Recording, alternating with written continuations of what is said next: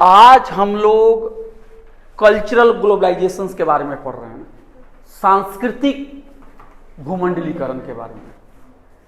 हमने पिछली क्लासेस में पढ़ा पॉलिटिकल ग्लोबलाइजेशन और इकोनॉमिक ग्लोबलाइजेशन, है ना। इकोनॉमिक ग्लोबलाइजेशन में हमने देखा कि किस तरह राष्ट्रीय अर्थव्यवस्था नेशनल इकोनॉमी इंटरनेशनल इकोनॉमी से इंटीग्रेट हो रही है, किस तरह से फ्री ट्रेड को बढ़ावा दिया जा रहा है, किस तरह से उदारीकरण हो रहा है, लिबरलाइजेशन हो रहा है, किस तरह से प्राइवेटाइजेशन यानी निजकारी हो रही है, और किस तरह से बड़े बड़ी कंपनियां, बड़े बड़े एमएनसीज दूसरे देश में जाके कारोबार कर रहे हैं, और एक तरह से flow of capital, investment, goods और लेबर है। ये हमने पढ़ा।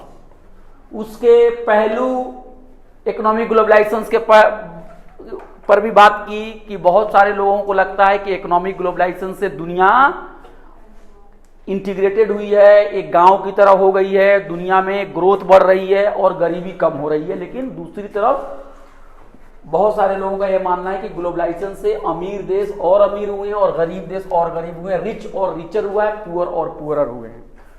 पॉलिटिकल ग्लोबलाइजेशन में हमने ग्लोबलाइजेशन के प्रभाव को देखा कि ग्लोबलाइजेशन किस तरह से राज्य के कैरेक्टर यानी उसके नेचर पे असर कर रहा है, सॉवरेनिटी के मामले में राज्य की जो ताकत है वो कितनी है। और इसमें भी हमने दो राय की बात की। एक तरह के लोगों को लग रहा है कि ग्लोबलाइजेशन की वजह से राज्य की जो क्षमता है पॉलिसीज बनाने की, इकोनॉमिक पॉलिसीज बनाने की और भी दीगर नीति बनाने की, वो कम हुई है, राज्य कमजोर हुआ है और उसकी संप्रभुता जो है, उसकी सॉवरेनिटी है, वो भी कमजोर है, क्योंकि जो राष्ट्रीय मामले हैं उसमें अंतर्राष्ट्रीय संगठन, बाहर की कंपनियां और पूंजी से संबंधित बड़े बड़े इदारे वो क्या कर रहे हैं, राज्य के ऊपर तरह तरह के प्रेशर डाल रहे हैं। दूसरी तरफ कुछ लोगों का कहना है कि नहीं, राज्य और भी मजबूत हुआ है, क्योंकि टेक्नोलॉजी के एडवांसमेंट की वजह से, टेक्नोलॉजी होने की वजह से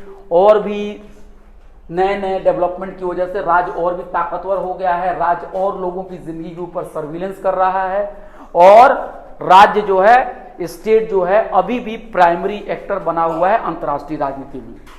तो ये हमने इकोनॉमिक ग्लोबलाइजेशन और पॉलिटिकल ग्लोबलाइजेशन को एक बार फिर से हम लोगों ने जल्दी समराइज कर लिया। मैंने आपको शुरुआती क्लास में भी बताया था कि ग्लोबलाइजेशन जो है एक मल्टी डायमेंशनल कॉन्सेप्ट है, उसके असर आपको बहुत सारे क्षेत्रों में दिखेंगे, और ग्लोबलाइजेशन का असर एक जगह पे कुछ और हो रहा है, दूसरी जगह पे कुछ और हो रहा है, और काफी ये कंटेस्टेड टॉपिक है। कंटेस्टेड का मतलब ये होता है कि एक राय नहीं है ना, मतलब एक राय नहीं है, लोगों की अलग अलग राय है और लोग लड़ाई भी कर रहे हैं। लड़ाई करने का मतलब कि लोगों की अलग अलग ओपिनियन है। कुछ लोग ग्लोबलाइजेशन के बहुत बड़े कट्टर समर्थक हैं, कुछ लोग इसके विरोधी हैं, कुछ लोग इसको आगे बढ़ाने के लिए आंदोलन कर रहे हैं, कुछ लोग इसको रोकने के लिए कर रहे हैं, कुछ लोग ग्लोबलाइजेशन चाह रहे हैं, कुछ लोग नहीं चाह रहे हैं, कुछ लोग ऐसे चाह रहे हैं, कुछ लोग वैसे चाह रहे हैं। बहुत ही खींचतान है, बहुत ही खींचतान है। तो आज हम पढ़ेंगे सांस्कृतिक ग्लोबलाइजेशन, कल्चर, संस्कृति में ग्लोबलाइजेशन कैसे असर करता है।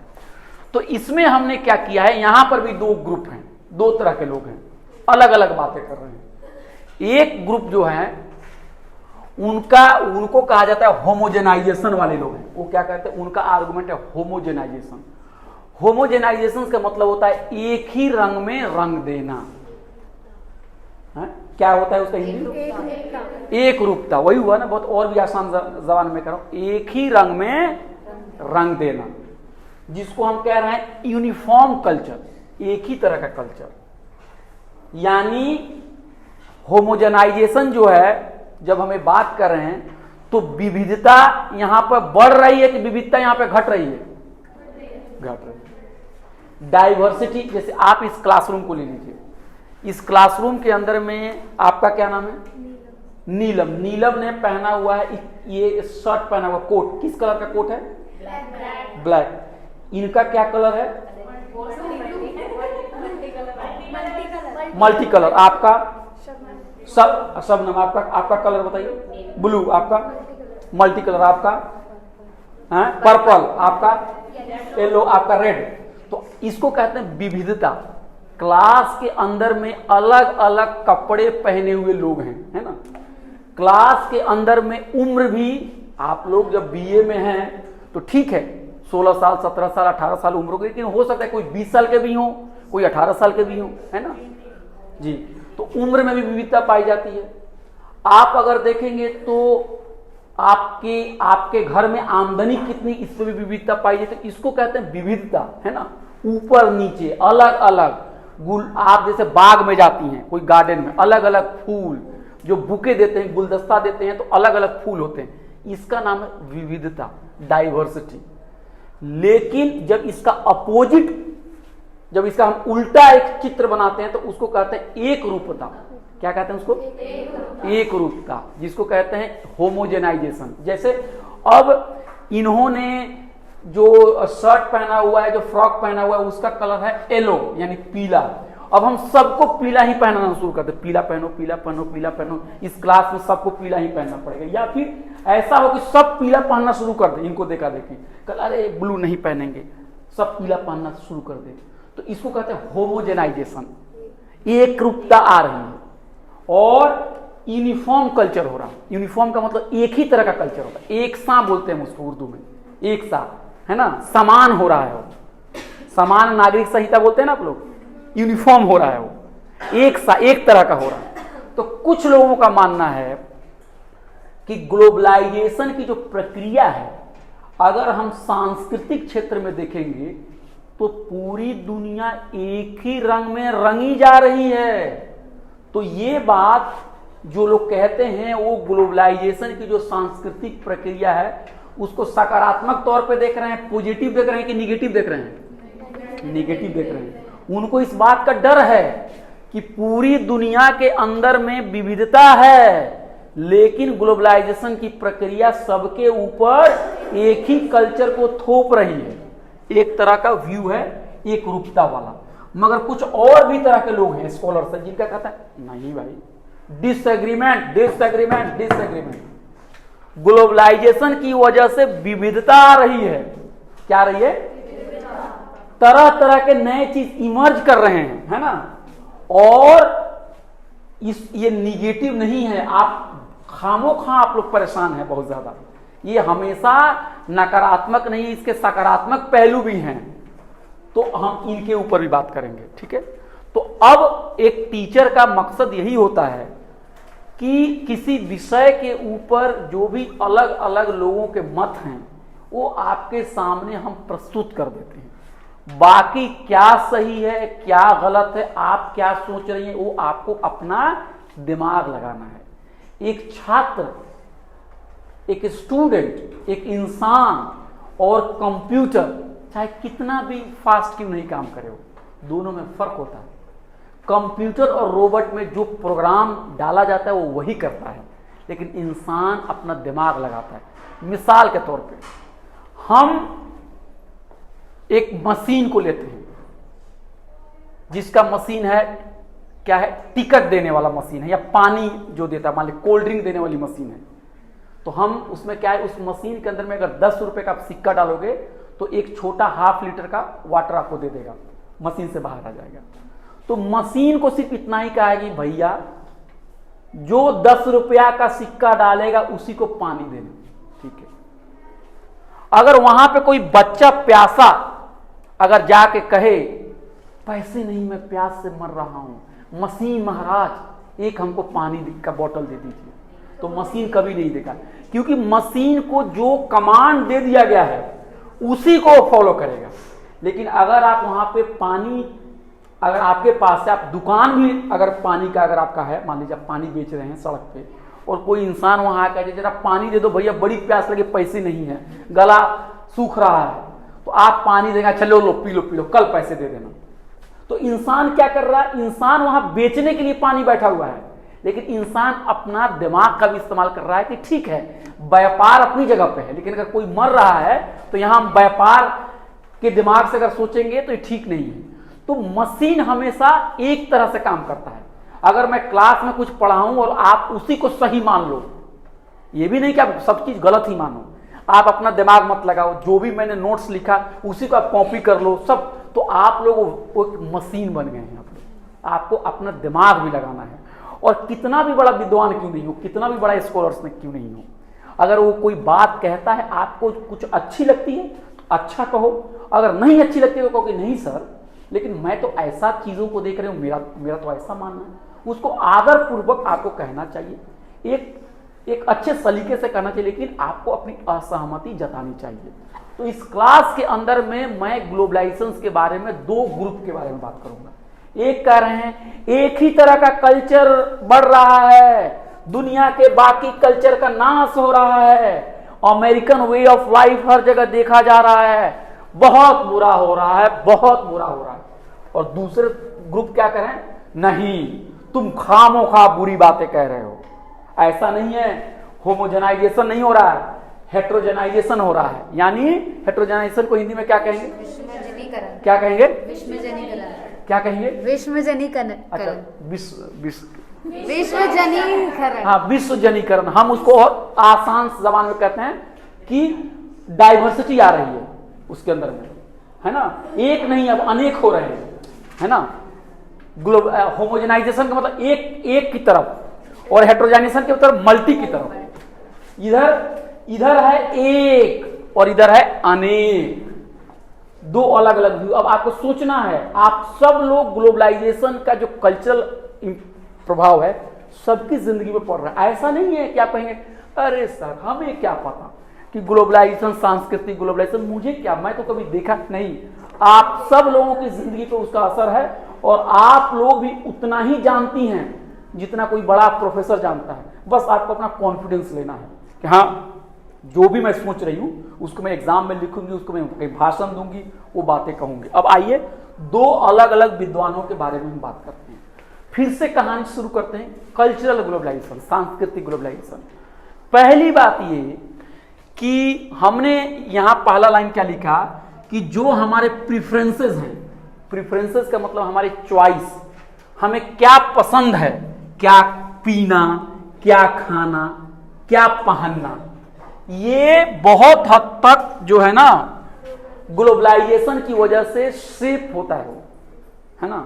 ग्लोबलाइजेशन, भूमंडलीकरण की प्रक्रिया ऐसी है जो हमारे जिंदगी को असर डाल रही है। हम क्या खाएंगे, क्या पहनेंगे, क्या पिएंगे, कैसे दिखेंगे, किसको अच्छा मानेंगे, किसको बुरा मानेंगे, ये सारी चीजें हमारी जिंदगी का उसके ऊपर असर है। और सांस्कृतिक ग्लोबलाइजेशन भी जो है हमारी तर्ज जिंदगी, हमारा जो जिंदगी जीने का जो तरीका है, हमारा जो लाइफ स्टाइल है, हमारी जो थिंकिंग है, हमारी जो सोच है, इसको असर कर रहा है। जब आप जाते हैं कपड़े की दुकान में, तो कपड़े की दुकान में या मॉल में आप जाते हैं तो देखते हैं एक चीज देखते हैं, भैया जरा एक जीन्स दिखाना, एक शर्ट दिखाना, एक कुर्ता दिखाना, वो दिखाया जाता है ना, ठीक नहीं है, ठीक नहीं, और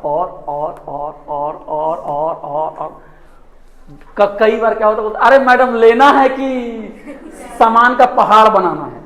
तो क्या है, आप बार बार आप क्यों देख रहे हैं, क्योंकि आपका एक प्रीफरेंस, आपका एक चॉइस है। वो चॉइस क्यों है, कहां से होता है, कभी आपने सोचा कैसे चॉइस बनता है। जो शर्ट एक को पसंद नहीं है, किसी दूसरे को पसंद है। मैंने अपने भतीजे के लिए एक शर्ट मतलब जैकेट भेजा, और वो यहां से दिल्ली से खरीद के मैंने उसको किसी अपने दोस्त से बिहार भेजा, वहां से बिहार से फिर मेरे गांव गया बस से, और वो देख के रहा उसका कलर पसंद नहीं। मैंने कहा कि भाई मेरे कलर पसंद नहीं है तो क्या हो गया, इसका तो मेन मकसद तो यही है ना, मेन मकसद है आपका ठंड से, सर से बचाना, नहीं कलर पसंद नहीं। एक और मैं अपने भतीजे को कहा तो वो बोला मुझे रेड चाहिए, रेड मतलब लाल रंग का चाहिए उसमें। उनको मैं, किसी को येलो चाहिए, किसी को रेड चाहिए, किसी को ब्लू चाहिए, है ना। और आप एक और चीज देखते हैं, जातिगत रिमार्क्स भी लोग लगाते हैं और क्लास का भी रिमार्क्स लगाते हैं। देखिए जैसे कोई कपड़ा पहन के आ जाएगा तो बहुत स्टाइल दिखा रही हैं, कपड़ा इनका मुझे पता नहीं है कितने का है, सरोजनी मार्केट का कपड़ा नहीं, तो हमारी चॉइस देखिए, या गाड़ी कौन सी गाड़ी लोग पहन के आता है, गाड़ी पे चढ़ता है, सारी हमारी चॉइसेस जो है ना, हमको लगता है कि ये मेरी चॉइस है, लेकिन इतना आसान और चॉइस नहीं है हमारी। हम बहुत तरह से हमारी चॉइस को शेप किया जाता है कि नहीं है? कौन खूबसूरत है, खूबसूरती क्या है, ब्यूटीफुल क्या होता है, हैंडसम क्या होता है, क्या पहनना है, क्या खाना है, क्या नहीं खाना है, ये सारी चीजें जो हैं ये कहीं ना कहीं ये हमारे चॉइस को कहीं ना कहीं शेप करती है, हमारे प्रेफरेंसेस को। प्रेफरेंसेस का मतलब पसंद और नापसंद, हमें क्या पसंद है और क्या नापसंद है, ग्लोबलाइजेशन की जो प्रक्रिया है वो उसको शेप कर रही है। शेप करने का मतलब है उस पर असर डाल रही है, प्रभावित कर रही है। अब आप देखिए 1980 मतलब 1980s में देखेंगे तो दिल्ली यूनिवर्सिटी के कॉलेज में लड़की पढ़ने के लिए आती थी, लड़की का मतलब आपके क्लास में बीए जो पढ़ के आती तो किस तरह का ड्रेस पहन के आती होंगी, आज कैसे पहनती हैं, 20 साल के बाद कैसे पहनेंगी, कि बदलाव है कि नहीं बदलाव है। मेरे पिताजी धोती और कुर्ता ही पहनते हैं, मैंने देखा है, उनको कभी नहीं देखा मतलब फुल पैंट और शर्ट पहनते हुए। कोई पंजाबी है तो कुछ और पहन रहा है, कोई बंगाली है तो कोई और पहन रहा है, उसमें बहुत सारे बदलाव भी हो रहे हैं। तो कल्चरल ग्लोबलाइजेशन जो है वो हमारी पसंद और नापसंद को प्रभावित कर रहा है। क्या खाएंगे, क्या पिएंगे, क्या पहनेंगे, क्या सोचेंगे, क्या पसंद करेंगे, क्या नापसंद करेंगे, ठीक है। तो कुछ लोगों का मानना है कि ग्लोबलाइजेशन की जो प्रक्रिया है, सांस्कृतिक ग्लोबलाइजेशन की प्रक्रिया है, उसमें हो क्या रहा है, उसमें क्या हो रहा है कि वेस्टर्न कल्चर जो है, ठीक है ना, जो पश्चिम की जो सभ्यता है और खासकर जो अमेरिकन कल्चर है, ये कल्चर क्या है पूरी दुनिया में बड़ी तेजी से फैल रही है। ये सभ्यता, ये संस्कृति फैल रही है और इस फैलाव को लोग जो हैं, जो होमोजेनाइजेशन ग्रुप के जो स्कॉलर्स हैं, वो इसको नकारात्मक तौर पे देख रहे हैं। फैल रही है, हमारी संस्कृति बिगड़ रही है, हमारी संस्कृति खत्म हो रही है। पहले जो लड़कियां थी सलवार समीज पहन के जाती थी, अब कौन कौन सा ड्रेस पहन के, उनको एक बेचैनी है नहीं कि वेस्टर्न स्टाइल आ रहा है। आप देखिएगा एक बड़ा इंटरेस्टिंग चीज देखिए, कॉलेज में 365 दिन आपको जो पहन के आना है आइए, लेकिन जब कॉलेज का कोई फंक्शन होता है तो क्या मैसेज देता है कि hello friends please come in traditional dress. ये कहां से आ रहा है, please come in traditional dress. आज वो वेस्टर्न नहीं चलेगा, यानी आपको वेस्टर्न से प्रॉब्लम है, आपको लग रहा है कि वेस्टर्न जो है हमें हमारे संस्कृति को खा रहा है, तो चलो हम उसको रेजिस्ट करते हैं, उसको नहीं, आज तो हम अपना ही पहनेंगे, अपना पहनेंगे। कोई त्योहार के मौके पे हम अपना ड्रेस पहनते हैं, या कोई फेस्टिवल के ऊपर से पहनते हैं, या फिर आजकल बहुत सारे बाबा भी प्रवचन करते हैं जीन्स मत पहनो, जीन्स पहनने वाले ठीक नहीं होते, है ना।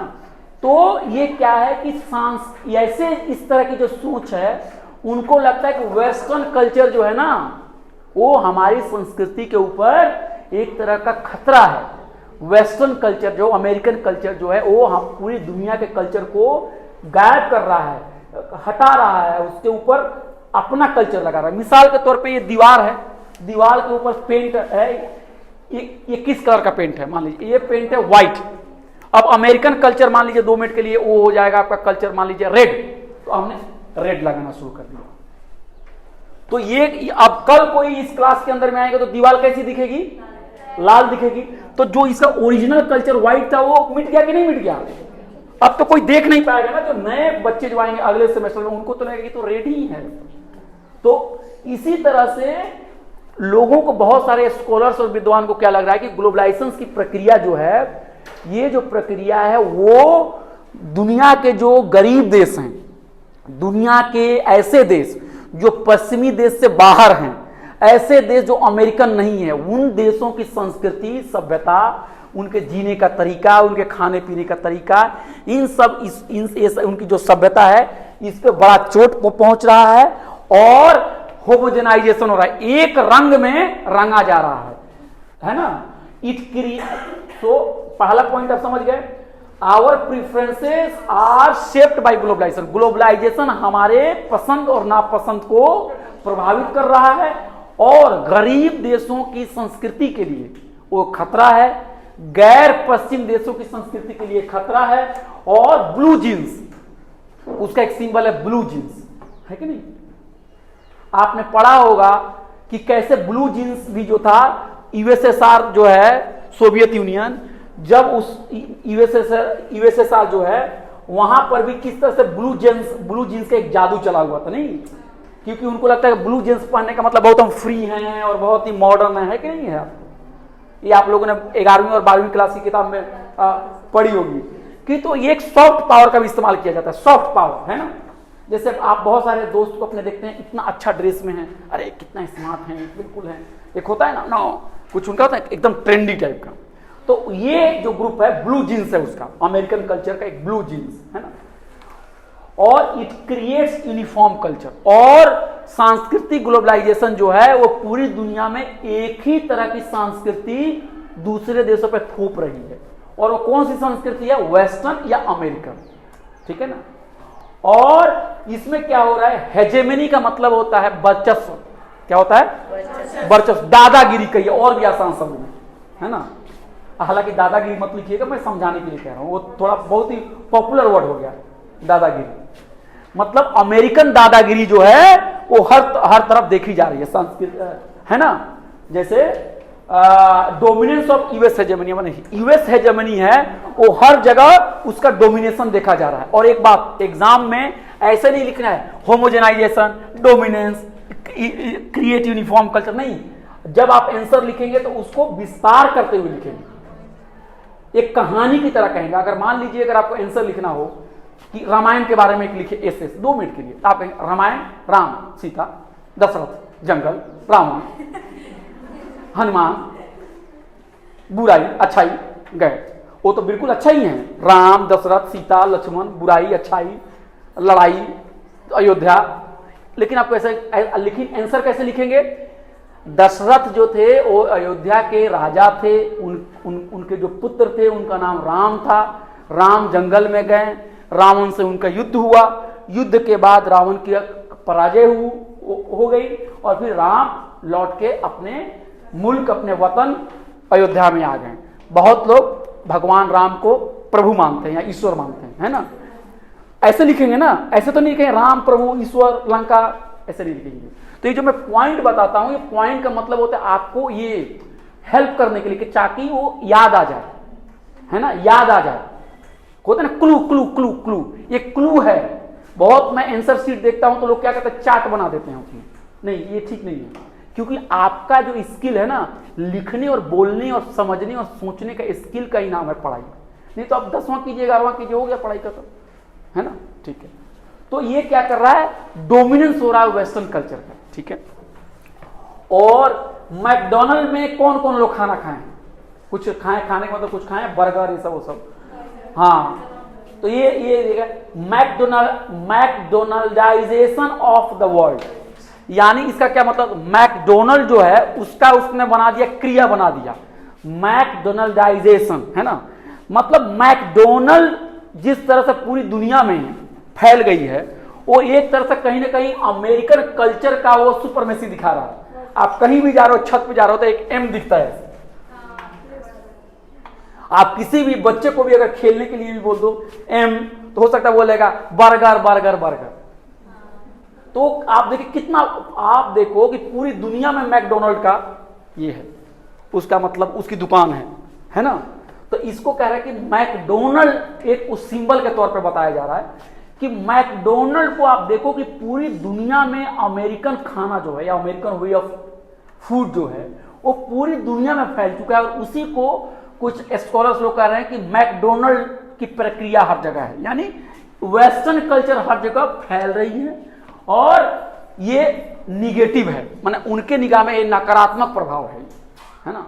ये दूसरे देशों की संस्कृति के ऊपर हमला है कि नहीं है? ये हमला है, ठीक है। तो ये हो गया होमोजेनाइजेशन की जो बात करते हैं, ऐसे लोग ऐसे बात करते हैं। अब देखिए इसका keyword homogenisation, threat to poor country,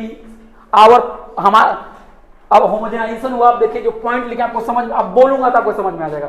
homogenization, एक ही तरह का कल्चर, हमारी पसंद और नापसंद के ऊपर प्रभाव पड़ना, अमेरिकन वर्चस्व का बढ़ना, ब्लू जींस का हर जगह जाना, मैकडोनल्ड का जाना, अमेरिका को ही अच्छा मानना, है ना, और दूसरे देशों के जो संस्कृति सभ्यता है उसका ये होना, कमी होना या उसका ह्रास होना, या उसके ऊपर अमेरिकन प्रभाव का पड़ना, और ये नकारात्मक है। इस तरह के लोग हैं। दूसरा एक ग्रुप है जो कह रहा है कि डिसएग्रीमेंट, गलत गलत गलत, नहीं एग्री करता हूं, ऐसे लोग दूसरे ग्रुप के लोग कह रहे हैं। तो हम चलेंगे उनसे भी पूछेंगे, भाई साहब आपका क्या कहना है, ठीक है ना, आपका क्या व्यू है। तो ये कह रहे हैं हम होमोजेनाइजेशन वाली बात को सही नहीं मानते हैं, ठीक है ना। जैसे मान लीजिए अभी क्या है, दिन है, डे है ना, हो सकता है कोई कहे कि नहीं ये डे नहीं है, ये नाइट है, तो आप पूछेंगे ना भाई नाइट है तो क्यों नाइट है बताइए, तो वो बोलेगा कि लाइट जल रही है 2 मिनट के लिए, तो आप बोलेंगे लाइट दिन में भी जलती है, तो आप अपनी दलील दो कि कैसे नाइट है। तो उसी तरह से क्या है, कुछ लोग कह रहे हैं कि होमोजेनाइजेशन, और कुछ लोग कह रहे हैं नहीं नहीं नहीं, homogenisation is wrong, that is not true. ये जो जमीनी सच्चाई है ये नहीं है होमोजेनाइजेशन। तो क्या है हेट्रोजेनाइजेशन। हेट्रोजेनाइजेशन का मतलब है कि मल्टीपल कल्चर इमर्ज कर रहा है ना। इसका बहुत ही आसान अगर मैं अनुवाद करूं तो मतलब बहु संस्कृति जो है ये सामने आ रही है, और ये कह रहा है कि दुनिया एक रंग में नहीं रंग रही है। अच्छा, और इनकी तो आप कहेंगे भाई दलील दो, आर्गुमेंट्स दो, कैसे तुम्हारी बात सही है। तो पहली बात वो कह रहा है कल्चर जो है, जो सभ्यता है, वो कभी ठहरा हुआ पानी नहीं है, वो कल्चर हमेशा बदल रहा है। आपको लग रहा है कि कल्चर जो है वो एक ही तरह से इतने सालों से कल्चर एक ही होता है, नहीं, बदल रहा है। मिसाल के तौर पे आज आप जो पहनती हैं, आज आप जो खाती हैं, आज आप जो सोचती हैं, वो आपकी माताजी नहीं सोचती थी, उसमें बहुत बदलाव हो गया। तो जो एक संस्कृति है वो एक बहता हुआ पानी है, और उस बहते हुए पानी में बहुत सारी और नदियां और नहरें भी मिली हुई हैं। मिसाल के तौर पे अगर गंगा नदी जो है अगर निकली है, मान लीजिए आपको उत्तराखंड से, और निकलने के बाद वो उत्तर प्रदेश में आती है, मान लीजिए मुरादाबाद के आसपास, उसके बाद वो जाती है कानपुर, कानपुर के बाद जाती है इलाहाबाद, इलाहाबाद के बाद पटना, पटना के बाद कलकत्ता, वहां जाके वो मिल जाती है समंदर में, है ना। तो आप देखो कि वो नदी जो है, कोई कहे कि गंगा जो है वो एक ही नदी है, गंगा जो है वो उसका दूसरे नदियों से लेना देना नहीं है। लेकिन अगर आप सच्चाई में देखोगे तो ये बात बहुत हद तक सही नहीं, क्योंकि गंगा तो एक तो बह रही है, पानी हर इलाके को लेके जा रही है, और कई सारी नदियां जो हैं वो भी गंगा में मिल रही है, और गंगा भी जाके समंदर में मिल जा रही है ना। तो इसको कहते हैं डायनेमिक। क्या कहते हैं? डायनेमिक, बदल रहा है। वो बिल्कुल कुएं का मेढक नहीं है कि एक ही जगह बैठा हुआ है, वो कोई सड़ा हुआ पानी नहीं है, वो चेंज हो रहा है, कल्चर जो है चेंज हो रहा है। इसलिए ये कहना कि अरे ये मेरा कल्चर है, ये भारतीय कल्चर है, ये बहुत ही हजारों साल से कल्चर था, ये आप अपने मन से कह रहे हैं। जो आप भारतीय कल्चर कह रहे हैं वो भारतीय कल्चर भी बदल रहा है। भारतीय कल्चर जो है उसको ये मत समझिए कि कोई पहाड़ है जो मतलब हजारों साल से वहीं बिल्कुल अडिग बैठा हुआ है, नहीं, कल्चर को समझिए बहता हुआ पानी, है ना।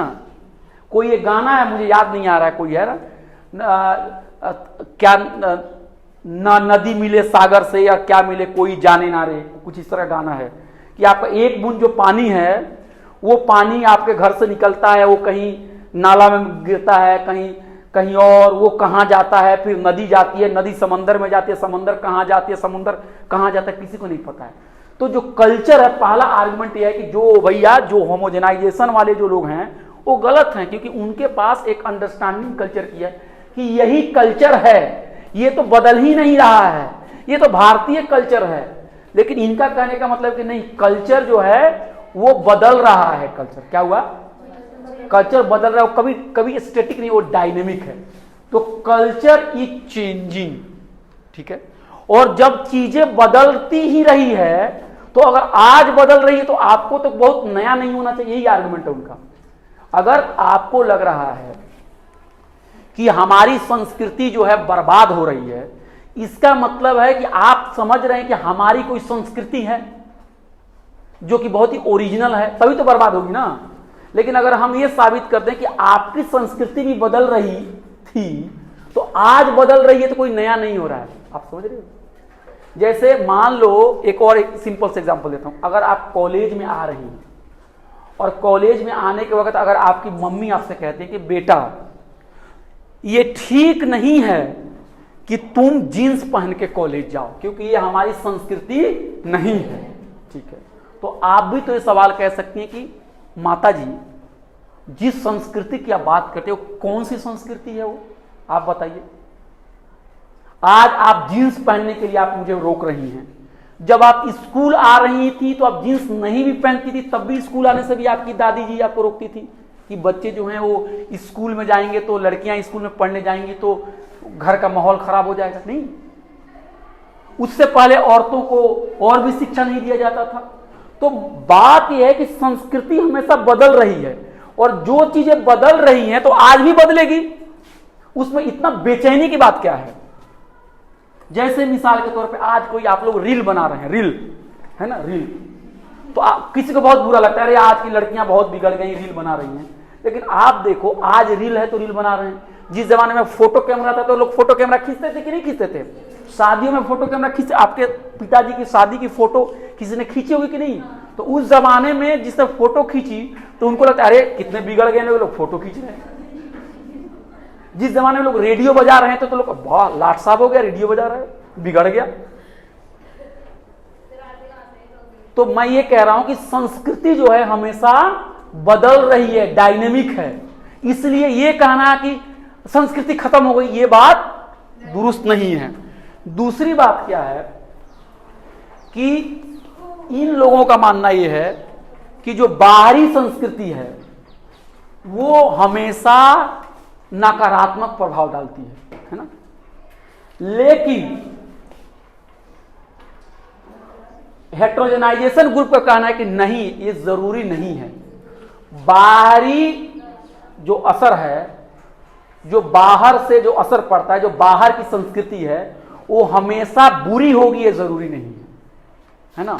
उसके अच्छे प्रभाव भी पड़ते हैं, वो हमारे चॉइस को अच्छे भी कर देते हैं, हमारे चॉइस को बढ़ा भी देते हैं। अब कोई पूछेगा एग्जाम्पल देके बताओ, सर नहीं समझ में आ रहा है, तो आपका एग्जाम्पल ये होना चाहिए कि आप ये बताओ ब्लू जींस, ठीक है, कुछ लोग रोना ये रो रहा है कि आजकल की लड़कियां जो है ब्लू जींस पहन रही हैं और उन्होंने अपनी संस्कृति को छोड़ दी है ना, मतलब एक रंग में रंग रही हैं, अमेरिकन प्रभाव में पड़ गई हैं, भारतीय संस्कृति खत्म हो रही है। लेकिन जो हेटेरोजेनाइजेशन वाले ग्रुप करें कि नहीं, ब्लू जींस अगर मान लीजिए अमेरिकन वे ऑफ लाइफ है, तो ये भी तो होता है ना कि ब्लू जींस पहनने के बाद आप उसके ऊपर कुर्ता भी पहन लेते हैं। जैसे हम लोग जो जेएनयू में पढ़ते थे तो वहां पे क्या है, हम लोग जीन्स के ऊपर कुर्ता पहन लेते हैं, तो कुर्ता एक तरह से इंडियन कपड़ा माना गया, मान लो, है ना। हालांकि कुर्ता भी कितना इंडियन है ये भी बहुत विवाद का विषय है, क्योंकि कुर्ता भी तो एक जमाने में कहीं ना कहीं कुर्ता, क्योंकि कपड़ा भी हमारा जो सिलाई का जो अगर आप देखेंगे इतिहास, तो सिलाई भी तो आदि मानव सिलाई वाला कपड़ा तो नहीं बनता था, तो सिलाई भी तो एक समय में आया है, सिलाई में भी डिजाइनिंग अलग अलग टाइम में आई है। तो जिस कपड़े को हम कुर्ता कहते हैं, इंडियन कुर्ता, वो कुर्ता भी जरूरी नहीं है कि वो कितना इंडियन है। सिलाई कहां शुरू हुई, धागा का आविष्कार कहां हुआ, सुई कहां से आई, तो वो भी तो एक सवाल है ना। जिसको आप इंडियन कह रहे हैं, जो आप जिसको इंडियन कह रहे हैं, वो इंडियन कहां से, मिसाल के तौर पे आलू, आलू आलू बहुत लोगों को आपको पता है कि लैटिन अमेरिका यानी दक्षिण अमेरिका के देशों से आलू टमाटर मिर्ची आई हुई है। लेकिन आज कोई कहेगा कि आलू टमाटर मिर्ची विदेशी खाना है? देसी का मतलब ये हुआ, देसी का मतलब ये हुआ कि हमारी जो संस्कृति है, जिसको हम बहुत अपना ओरिजिनल संस्कृति करें, वो हमेशा बदलाव में है ना। और दूसरी बात यह है, वही आलू अगर मान लीजिए लैटिन अमेरिका से आया हिंदुस्तान में, तो उसी आलू का जो व्यंजन पकता है लंदन में वो अलग पकता है, फ्रांस में अलग पकता है और इंडिया में अलग पकता है। जैसे उसी आलू का इस्तेमाल बिहार में आलू दम बनाने में हो जाता है, उसी आलू का इस्तेमाल साउथ इंडिया में मसाला डोसा बनाने के लिए हो जाता है, और उसी आलू का इस्तेमाल फ्रांस में कोई आप मान लीजिए कोई आपको चिप्स बनाने के लिए या कोई फ्राइड पोटैटो बनाने के क्या क्या कहते हैं, हाँ, फ्रेंच फ्राई बनाने में हो जाता है। तो कहने का मतलब यह है कि अगर कोई चीज बाहर से आती भी है, अगर कोई चीज बाहर से आती भी है, तो वो क्या होता है, वो लोकल कॉन्टेक्स्ट में आने के बाद उसका एक अलग भी रूप हो जाता है। तो इससे आपकी चॉइसेस बड़ी है कि घटी है? बड़ी है। एक और मिसाल के तौर पे बात है, जैसे मान लीजिए कई बार क्या होता है, मेरी माँ जो हैं उनको मेरे भतीजे ने कुछ दिन पहले पटना में बर्गर खरीद के खिलाया और उसने फोटो वीडियो बना के भेजा मेरी माँ को। तो मेरी माँ यही पूछ रही थी कि ये क्या है, हमने बोला पाव रोटी है ना, पाव रोटी है। तो उसी तरह से अब हमारी जिंदगी में बर्गर, मोमो या जो भी है आपका, ये हमारी जिंदगी का एक हिस्सा बन गया है। लेकिन बर्गर के आने की वजह से या मोमो के आने की वजह से हमने मसाला डोसा खाना बंद नहीं किया है या हमने चावल खाना बंद नहीं किया है। तो क्या हो रहा है कि अगर कोई खाना बाहर से आ रहा है, ठीक है ना, या कोई बाहर से कोई इन्फ्लुएंस आ रहा है, तो जरूरी नहीं है कि बाकी चीजें खत्म हो जा रही है, उसमें एक हाइब्रिड भी हो जाती है उसके अंदर में। मिसाल के तौर पे मोमो जो है, अगर मोमो चिकन मोमो बन रहा है तो कहीं कहीं वो मोमो है आपको वेजिटेरियन मोमो भी बन रहा है कि नहीं बन रहा है। चिकन बिरयानी जो है वो कहीं कहीं आपको वेजिटेरियन भी बन रहा है। तो बर्गर आने की वजह से या जीन्स आने की वजह से लोग कुर्ता पाजामा पहनना नहीं छोड़ दिए हैं, या ये भी मुमकिन हो सकता है कि आप कुर्ता भी पहनो और जीन्स भी पहन लो, आपके टेबल में बर्गर भी हो और आपके टेबल में खिचड़ी भी हो। एक बात कह रहा हूं मैं, समोसा भी हो, उस समोसा के साथ एक और इंटरेस्टिंग चीज कि समोसा जो है, समोसा के साथ आप कोल्ड ड्रिंक भी पी रहे हैं, कोल्ड ड्रिंक भी है और समोसा भी है, तो चॉइस घटी है कि बड़ी है? बड़ी है। तो इन लोगों का कहना यह है कि कल्चर इज चेंजिंग, कल्चर बदल रहा है, external influence can also enlarge our choice, यानी बाहरी प्रभाव सांस्कृतिक क्षेत्र में, सांस्कृतिक ग्लोबलाइजेशन की वजह से जो बाहरी प्रभाव किसी देश पे पड़ता है, तो उससे उस देश की संस्कृति या उस देश की सभ्यता खत्म नहीं हो जाती है, बल्कि वो एक नया रूप लेती है, उसमें और विविधता देखी जाती है और लोगों की पसंद जो होती है, लोगों की जो चॉइस होती है वो बढ़ जाती है, घटती नहीं है। मिसाल के तौर पे ब्लू जीन्स के साथ लोग कुर्ता भी पहन रहा है और समोसा भी खा रहा है और बर्गर भी खा रहा है। इनका कहना है कि बर्गर ने आकर सबको खत्म कर दिया, और इनका कहना है कि नहीं, बर्गर आया तो बर्गर भी है और समोसा भी है। तो यहां पे हेट्रोजेनाइजेशन हो रहा है। क्या हो रहा है? हेट्रोजेनाइजेशन हो रहा है और इमर्जेंस ऑफ न्यू कॉम्बिनेशन, और सांस्कृतिक ग्लोबलाइजेशन की वजह से एक न्यू कॉम्बिनेशन देखा जा रहा है। एक इमरजेंस का मतलब होता है सामने आना, एक नया तरह का कॉम्बिनेशन आपको देखने को मिल रहा है। मिसाल के तौर पर कैसेट ले लीजिए या सीडी ले लीजिए। जो सीडी है उस सीडी का इस्तेमाल हो रहा है आपको रॉक डांस में भी, और उस सीडी का इस्तेमाल भजन गाने में भी हो रहा है। उसी रील का इस्तेमाल आप लोग जाके डांस पार्टी का भी रील डाल रहे हो, और उसी रील का इस्तेमाल जो है लोग पूजा पाठ के लिए भी लोग डाल रहे हैं, है कि नहीं है? ये फेसबुक पे फूड का भी पिक्चर पड़ रहा है कि यहाँ इस कैंटीन में ये खाना है, यहाँ इसमें ये बना, और उस फूड के अंदर में ये भगवान का पूजा और ये भी डाला जा रहा है। तो आप देखोगे कि टेक्नोलॉजी का इस्तेमाल मल्टीपल वजह से हो रहा है। वो ऐसा नहीं है कि संस्कृति खत्म हो जा रही है, और हेट्रोजेनाइजेशन होता है। हेट्रो मतलब होमोजेनाइजेशन नहीं हो रहा है, यहाँ पे हेट्रो हो रहा है, मल्टीपल हो रहा है, न्यू कॉम्बिनेशन हो रहा है, और not negative all the time. और इस ग्रुप का कहना है कि कल्चरल ग्लोबलाइजेशन जो है वो हमेशा निगेटिव नहीं है। अब मिसाल के तौर पे ये बात कह के मैं खत्म करता हूं कि वैलेंटाइन डे के मौके पे आप देखते होंगे कि लड़का और लड़की जो है एक दूसरे से प्यार का इजहार करते हैं। बहुत सारे जो लोग होते हैं जो अपने आप को कहते हैं कि हमें विदेशी कल्चर से दूर रहना चाहिए, तो कोई कहते हैं वैलेंटाइन डे मत मनाओ, वैलेंटाइन डे भारतीय संस्कृति नहीं है। वैलेंटाइन डे के अंदर में तुम राखी बांधो, तुम, है ना, तुम किसी के साथ बुरी नजर से मत देखो। ये अमेरिकन कल्चर है, ये विदेशी कल्चर है, हमें कुछ नहीं करना चाहिए, है ना। लेकिन अगर ये अमेरिकन कल्चर और विदेशी कल्चर है तो हमारे देश के ही अंदर में कामसूत्रा जो किताब है उसके अंदर में तो कोई राखी तो नहीं बांध रहा है, उसके अंदर में वहां प्रेम की ही बात हो रही है कि नहीं है। तो ये कह देना बहुत आसानी से, अरे ये तो विदेशी लोग ऐसे करते हैं। वो भी एक तरह से जो होता है ना, क्या करते हैं, हम अदरिंग करते हैं लोगों का, है ना। तो क्या आपकी संस्कृति है, इसके बारे में भी सोचने की जरूरत है। जो आप कहते हैं ना ये मेरा ऑथेंटिक कल्चर है, इसके ऊपर हमला हो रहा है, ऐसा नहीं है। पहले कोई सवाल करे कि ऑथेंटिक कल्चर क्या होता है ना। तो आप अगर ये देखेंगे कि जो कल्चरल ग्लोबलाइजेशन है इसको लेके दो तरह के व्यू हैं। एक तरह के लोगों को लग रहा है कि इसमें हमारा जो कल्चर है, भारतीय कल्चर है, उसका खात्मा हो रहा है। अमेरिकन कल्चर सब पे डोमिनेट कर रहा है, जीन्स आ गया है, रील लोग बना रहे हैं, डांस कर रहे हैं, अंग्रेजी बोल रहे हैं, भारतीयता खत्म, अब तो सत्यानाश।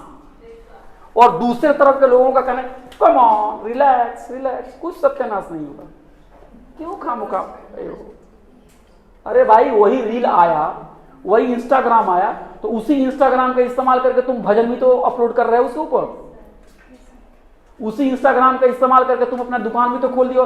हेलो, बहुत ही अच्छा मोमो अगर आपको लेना है तो विश्वविद्यालय मेट्रो स्टेशन के पास में ले आइए, एक राजू भैया है वहां। ये भी तो हो रहा है ना।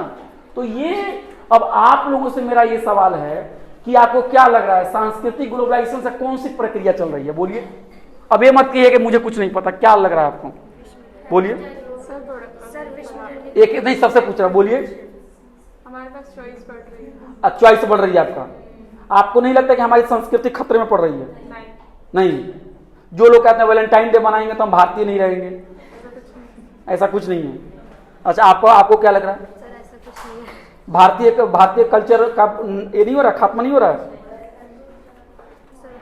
नहीं, बोलिए ना, बोलिए। ऐसा नहीं हो भी रहा है, हो रहा है, नहीं हो रहा, ऐसा ना बोलिए ना। आपको क्या लग रहा है, सोच के बताइए। ऐसा कुछ नहीं है कि अभी ही बता देना, आपको सोचिए आपको क्या लग रहा है। नहीं हो रहा। भारतीय संस्कृति पे कोई हमला, जो लोग कहते हैं भारतीय संस्कृति खत्म हो रही है, वो क्या सर फेस्टिवल होते तो सब सूट ही पहनते हैं। अच्छा, आपको क्या लग रहा है? नहीं हो रहा। आपको क्या लग रहा है? ये कोई इन्होंने ना कहा तो सब ना, आपको क्या लग रहा है? हो रहा है ना। अच्छा ठीक है, और आपको? हाँ, इनकी संस्कृति खत्म हो रही है। चलिए, आपको क्या लग रहा है? नहीं हो रहा है। आपको हो रहा है संस्कृति? बोलिए। नहीं हो रहा है। चलिए, आपको क्या लग रहा है? नहीं हो रहा है। एक मिनट, आपको क्या लग रहा है? बोलिए। कुछ हद तक हो रही है संस्कृति खत्म। कुछ हद तक संस्कृति खत्म हो रहा है। और आपको? दोनों हो रहा है। हो भी रहा है, नहीं भी हो रहा है। आपको? हो गया सर। क्या हो गई संस्कृति खत्म हो गई? चलिए, क्या हो रहा है? सर कुछ हो भी रहा है, कुछ हद तक हम दोनों को गलत नहीं कह सकते। एक हद तक दोनों अपने पर्सपेक्टिव पर सही है। ठीक है। हद तक हम कह सकते हैं कि सही हो रहा है। और कोई कुछ बोलना चाहता है?